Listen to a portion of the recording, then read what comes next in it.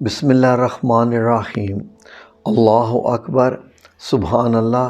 الحمدللہ، استغفر اللہ۔ الصلاۃ والسلام علیک یا رسول اللہ صلی اللہ علیہ وآلہ وسلم۔ ناظرین، موجودہ دور میں جو ایک فتنہ ابھر کے آ رہا ہے اور ایک ایسا غم ہے جو تمام والدین کو کھایا جا رہا ہے، وہ ایک بڑا تلخ موضوع ہے۔ اس پہ بات کرتے ہوئے بھی ڈر لگتا ہے، اور مجھے یقین ہے کہ جس موضوع پہ آج میں بات کرنے جا رہا ہوں، یقیناً شاید لوگ اس ویڈیو کو پسند نہیں کریں گے، لیکن بات جو حق اور سچ ہوتی ہے اس کو کرنا بھی ضروری ہوتا ہے، تاکہ والدین بھی سمجھ سکیں، ہم لوگ سب لوگ سمجھ سکیں جن کے ساتھ بھی یہ مسائل ہو رہے ہیں۔ وہ مسئلہ یہ ہے ناظرین کہ آج کل ہم سب لوگ، جو زیادہ تر والدین ہیں، میں 100% نہیں کہہ رہا، لیکن 80% تک وہ ایک ہی شکوہ کرتے ہوئے نظر آتے ہیں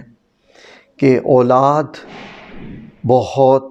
بدتمیزی کرتی ہے والدین کے آگے۔ اولاد اب کہا نہیں مانتی اور بڑی پریشانی کا سامنا کرنا پڑ رہا ہے والدین کو۔ تو اس لیے میں نے سوچا کہ آج اس موضوع پہ بات کی جائے۔ تو اس موضوع کے لیے میں آپ کی خدمت میں 2 آیات پیش کر رہا ہوں۔ یہ سورہ تغابن، جو کہ قرآن کریم کی سورت نمبر 64 ہے، اور اس کی آیات ہیں آیات نمبر 14، 14 اینڈ 15، 14 اور 15۔ آپ ذرا آیات کو دیکھ لیجئے، میں ترجمہ آپ کی خدمت میں پیش کرتا ہوں۔ يا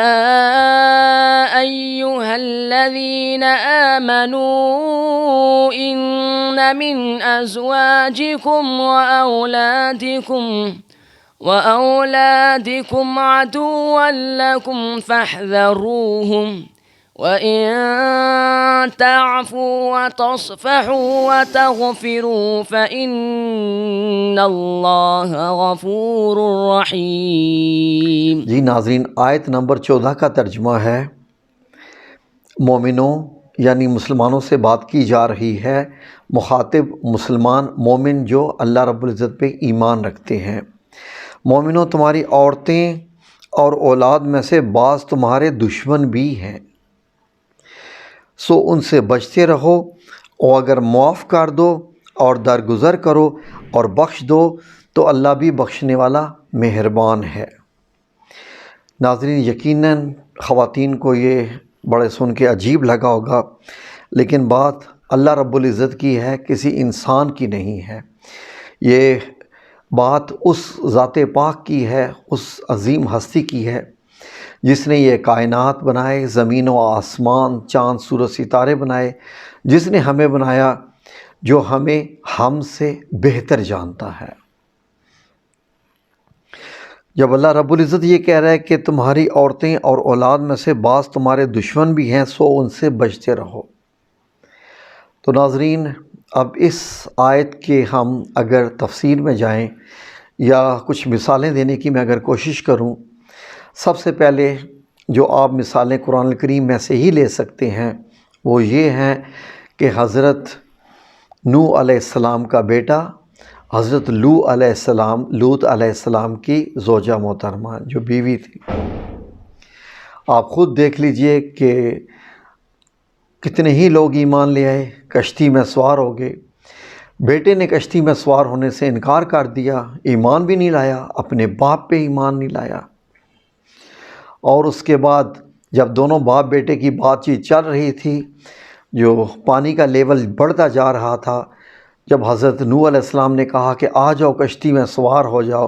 اس نے کہا میں پہاڑی کی چوٹی پہ چڑھ جاؤں گا، تو حضرت نوح علیہ السلام نے فرمایا آج کچھ بھی نہیں بچے گا، ہر جگہ پانی پہنچے گا۔ یہ دونوں کے بیچ میں بات چل رہی تھی کہ ایک سمندر جیسے لہریں اٹھتی ہیں، سمندر میں ایک پانی کی ایک لہر اٹھی اور بیٹے کو ڈبو لیا۔ تو حضرت نوح علیہ السلام کو اللہ رب العزت نے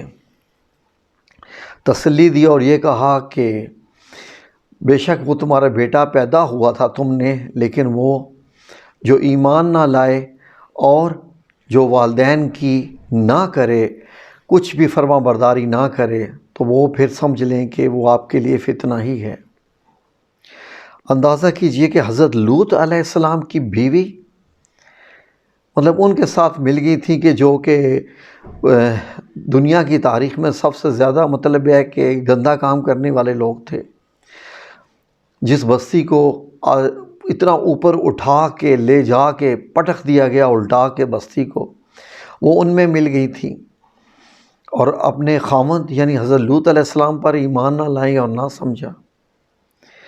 اس لیے اللہ رب العزت فرما رہے ہیں کہ وہ تم میں سے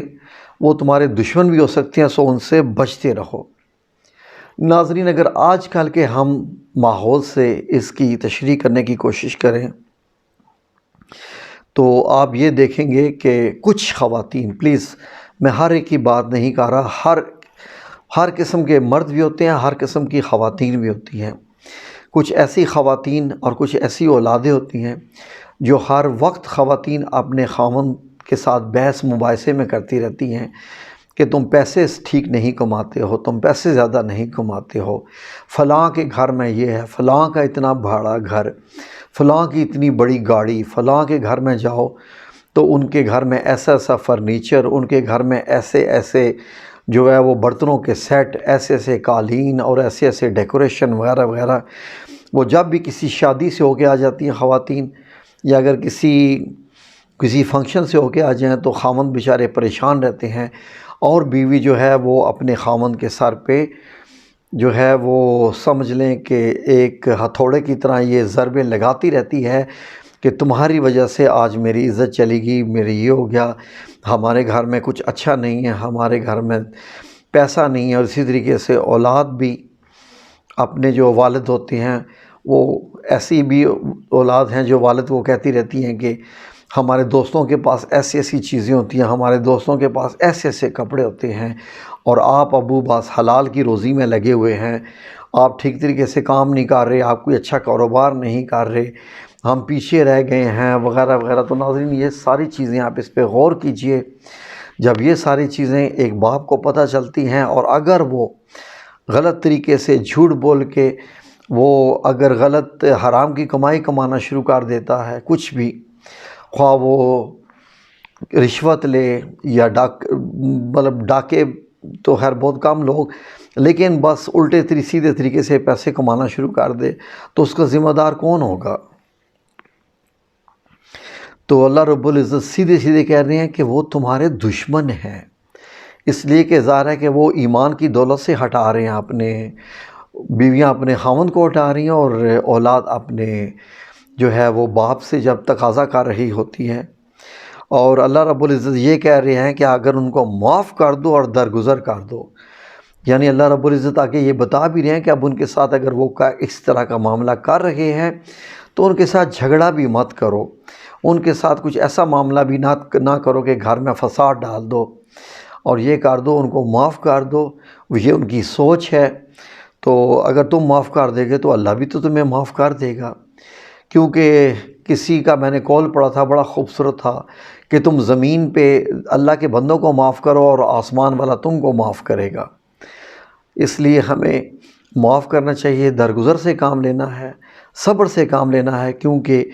اگر ہم ایسے معاملے میں اپنی بیویوں یا بچوں کے ساتھ جھگڑا کرتے ہیں، یا جب وہ زیادہ پیسے کا تقاضا کریں اور ہم نہ کما سکیں، تو اس کا مطلب یہ ہے کہ ہم نے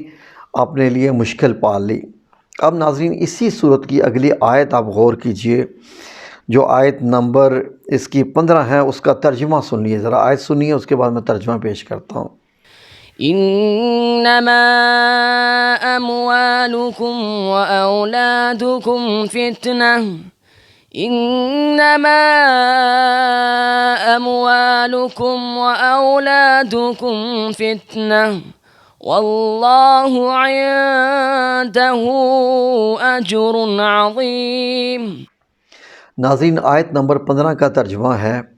تمہارا مال اور تمہاری اولاد تو آزمائش ہے، اور اللہ کے ہاں بڑا اجر ہے۔ ناظرین اس پہ بھی غور کیجئے کہ تمہارا مال اور تمہاری اولاد تو آزمائش ہے۔ اصل میں ناظرین یہ دیکھیے کہ جب ہمارے پاس مال نہیں بھی ہوتا، ہمارا جیب بہت تنگ ہوتی ہے ہماری، تو سب سے پہلے ہم یہ کہنا شروع کر دیتے ہیں کہ اللہ تو ہماری باتیں سن ہی نہیں رہا، ثم نعوذ باللہ ثم نعوذ باللہ۔ ہم سمجھتے ہیں ہماری دعائیں ہی نہیں لگ رہی، ہم سمجھتے ہیں کہ شاید اللہ اس بندے سے بہت پیار کرتا ہے جس کے پاس بڑے گھر، زیادہ گاڑیاں وغیرہ ہیں، بہت مال ہے، کاروبار اچھا ہے وغیرہ وغیرہ، تو ہم سمجھتے ہیں پتہ نہیں اللہ کو اس سے پیار ہے، جبکہ ہم تو نمازیں بھی پڑھتے ہیں، ہم تو اللہ رب العزت کے احکام بھی مانتے ہیں۔ تو یہ ساری چیزیں ناظرین یہ اللہ رب العزت کی طرف سے آزمائش ہوتی ہیں۔ اسی طرح اولاد کا معاملہ ہے، کسی کو اللہ زیادہ بیٹے دے دیتا ہے، کسی کو زیادہ بیٹیاں دیتا ہے، کسی کو کچھ بھی نہیں دیتا، کسی کو دے کے بھی وہ واپس لے لیتا ہے۔ ناظرین آئے دن دیکھ رہے ہوتے ہیں ہم لوگ، بچوں کی وفات ہو جاتی ہے چھوٹی عمر میں ہی، یہ بہت بڑی آزمائش ہوتی ہے۔ ناظرین وہی بچہ جب اللہ رب العزت نے نہیں دیا ہوا تھا اور اس کے بعد اللہ نے بیٹا عطا فرمایا، بیٹی عطا فرمائی، تو اگر وہ اللہ رب العزت واپس لے لے تو اس کے تو اختیار میں ہے، جس نے دیا ہے وہ تو آزما رہا ہے، اور اس کے بعد ہم شکوے شروع کر دیں یا جو بھی زبان میں کچھ الٹی سیدھی باتیں ہیں بولنا شروع کر دیں، تو کیا ہم اللہ کو ثم نعوذ باللہ جی جو اللہ چاہے، یہ تو اللہ کی منشا ہے، ہمیں جس حال میں رکھنا چاہے۔ اس لیے اللہ رب العزت کہہ رہے ہیں کہ تمہارا مال اور تمہاری اولاد جو ہے وہ آزمائش ہے، اور اللہ کے ہاں بڑا اجر ہے کن کا؟ جو بیسیکلی صبر کرتے ہیں۔ مال کم ہو زیادہ ہو، زیادہ مال ہونا بھی ایک آزمائش ہے کہ اب آپ اس کو کس کام پہ لگاتے ہو۔ اگر آپ اس سے غریبوں کی، مسکینوں کی، ناداروں کی، ضرورت مندوں کی اگر آپ مدد کر رہے ہیں تو سمجھ لیں کہ آپ اس آزمائش میں کامیاب ہیں۔ اگر آپ نے دولت کو جمع کرنا شروع کر دیا، خرچ بھی نہیں کر رہے، بینک پہ بینک بھرتے جا رہے ہیں، تو اللہ رب العزت نے تو کہہ دیا الہاکم التکاثر حتی زرتم المقابر، کہ دولت جمع کرنے کی ہوس نے تمہیں غفلت میں ڈال رکھا ہے یہاں تک کہ تم قبروں کو جا پہنچے۔ تو ناظرین بہت سوچ سمجھ کے، اس لیے اللہ رب العزت جس حال میں بھی رکھے ہمیں اللہ رب العزت کا شکریہ کرنا چاہیے، ہمیں ایسا شکر ادا کرنا چاہیے الحمدللہ رب العالمین ہر وقت کہتے رہنا چاہیے۔ اور قرآن کریم کی پہلی سورت کی پہلی ابتدا ہی الحمدللہ رب العالمین سے ہے، تو اسی کو ہی ہم اپنا اگر کلمہ بنا لیں تو یقین کیجئے بہت اجر کا معاملہ ہے، اللہ رب العزت آپ کو بہت اجر عطا فرمائے گا۔ اس لیے ہمیں ان چیزوں پہ غور کرنی چاہیے، اور اگر کوئی ہمیں اولاد کی طرف سے بھی پریشانی آ جائے، بہت پریشانی آ جائے، کچھ بھی، تو ذہن میں رکھیے اپنی قبر میں ہم نے اپنا جواب دینا ہے۔ اولاد کی ظاہر ہے کوئی کچھ تربیت کے سوال ہوں گے، لیکن اگر آپ تربیت اچھی کر رہے ہیں، ان پہ خرچہ بھی کر رہے ہیں، حلال کا پیسہ کر رہے ہیں، اس کے باوجود وہ اگر آپ کی بات نہیں مان رہے تو آپ کو پریشان ہونے کی ضرورت نہیں ہے، اس لیے کہ یوم القیامت ہم لوگ صرف اپنے اپنے اعمال دیکھیں گے بالکل، لیکن یہ کہ دعا کیجیے اپنی اولاد کے حق میں، دن رات دعائیں کریں، اپنا جو کام ہے ان کو سمجھانے کا وہ جاری رکھیں۔ لیکن اب یہ کہہ دینا کہ میں نے کون سا قصور کیا ہے، میں نے کون سے گناہ کیے ہیں کہ میری اولاد ایسے نکلی، یہ چیزیں اللہ رب العزت کو پسند نہیں ہیں، تو اس سے اجتناب کرنا چاہیے۔ تو اولاد کو چاہیے کہ ان چیزوں کو سمجھے اور اپنے والدین کی خدمت اس لیے کرے کہ تاکہ ان کی بھی آگے سے خدمت کی جائے۔ ٹھیک ہے جی، انشاءاللہ پھر ملیں گے کسی اور ویڈیو کے ساتھ۔ آمین یا رب العالمین برحمتک یا ارحم الراحمین۔